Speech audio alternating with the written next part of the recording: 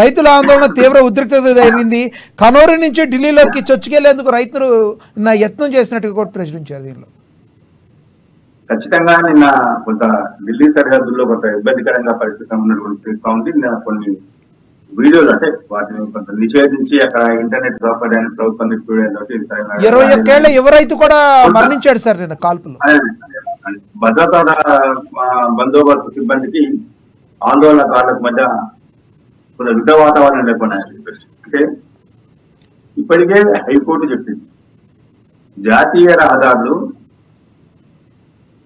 ప్రజల ఆస్తులు కాబట్టి అక్కడ కూర్చోవద్దు, వాళ్ళు రైతులు సామరస్యంతో కూర్చొని పక్కన కూర్చొని మాట్లాడి జాతీయ రహదారులు దిగ్బంధం చేయద్దని పోయి హైకోర్టు అక్కడ స్పష్టంగా చెప్పింది.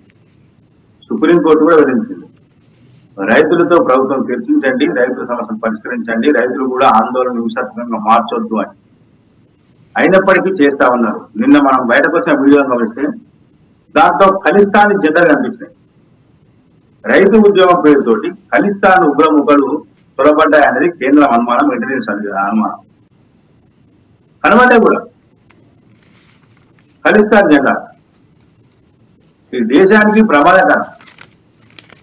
రైతులకు సమస్యలు ఉంటే ఉండొచ్చు, ప్రభుత్వం పరిష్కరించడం నిర్దేశం వహించవచ్చు. కానీ ఉగ్రవాదులను ప్రోత్సహించి ఉగ్రవాదులను ఆందోళనలో ఉగ్రవాదులు చొరబడడం అనేది సరైన విధానం కాదు. రేపు ఉగ్రవాదులే ఆందోళనకారులు దాడి చేసి ప్రభుత్వం చేయించిందని చెప్పేది కూడా అవకాశం ఉంటుంది. కాబట్టి ఈ విషయంలో రైతు సంఘాలు కూడా కొంత ఆలోచన చేయాల్సిన అవసరం ఉంటుంది. వాళ్ళకి మద్దతు ఇచ్చేటువంటి పార్టీలు కానీ నాయకులు కానీ ఇతర సామాజిక కార్యకర్తలు ఎవరైనా సరే ప్రభుత్వాన్ని మెడలు వంచండి, ఒప్పించుకోండి, వదలట్లేదు. కానీ ఉగ్రవాదులు ఆందోళనలు ఏదైతే రాష్ట్రాలు ఢిల్లీలో చొరబడిన ప్రయత్నం చేయడం ఇవన్నిటికీ కూడా శాంతి భద్రతలు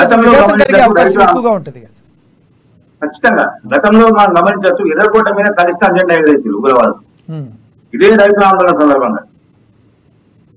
అంటే ఇది మంచి పద్ధతి కాదు.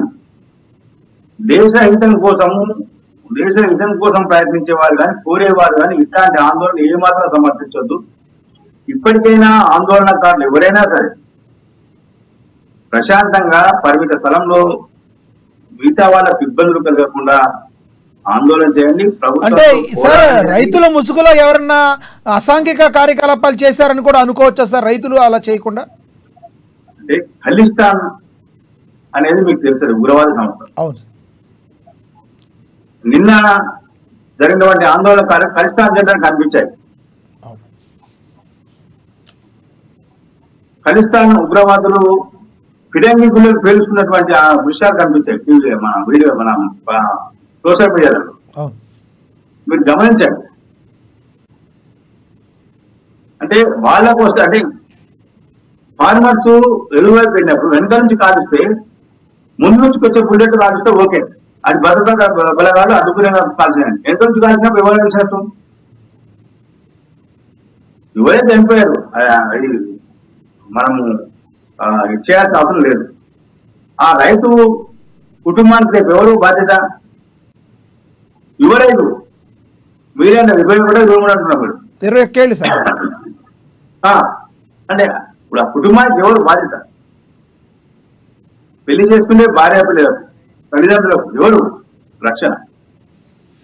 విలువైన ప్రాణాన్ని ఈ రకంగా అంటే ఉగ్రవాదులు కూడా అంటే ప్రతి ఆందోళనలో మా గతంలో గమనించారు. తెలంగాణ ఉద్యమ సమయంలో అనేక ఆందోళన సందర్భం కూడా కొంత ఉగ్రవాదులు తీవ్రవాద సంస్థలు వచ్చాయి, దాన్ని చొరబడ్డాయని చెప్పారు. అనేక సందర్భాల్లో పోలీసులు ప్రూవ్ కూడా చేశారు. ఇదిగో పలానా ఊరేగింపులో పలానా వాళ్ళు పాల్గొన్నారు, పీపుల్ పార్టీ సంబంధించి కానీ మిగతా మావోయిస్ట్ సంబంధించి కానీ.